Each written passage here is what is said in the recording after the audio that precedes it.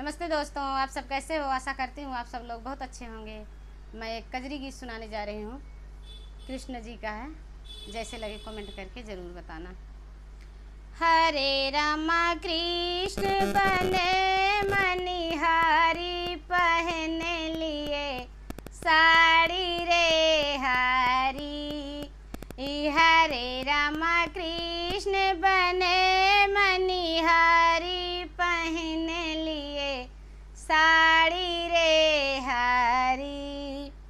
हरे रामा कान में झुमका, माथे पे बिंदिया निराली। हरे रामा कान में झुमका, माथे पे बिंदिया निराली। हरे रामा गले में सोहे हारे, नारे मत वाली रे हारी।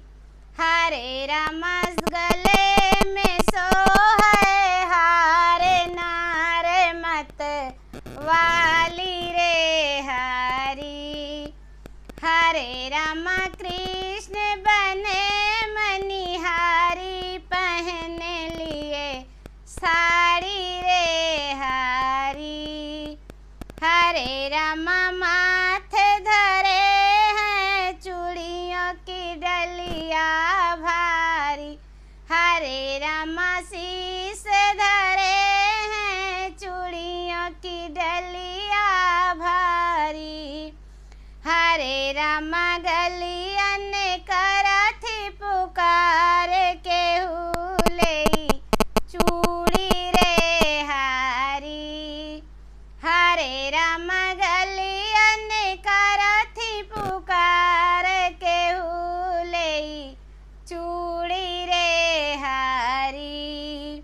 हरे रामा कृष्ण बने मनिहारी, पहने लिए साड़ी रे हारी।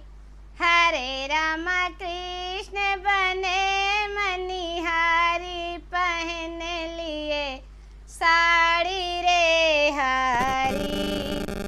हरे रामा अंग लपेटे सुंदर साड़ी रामा।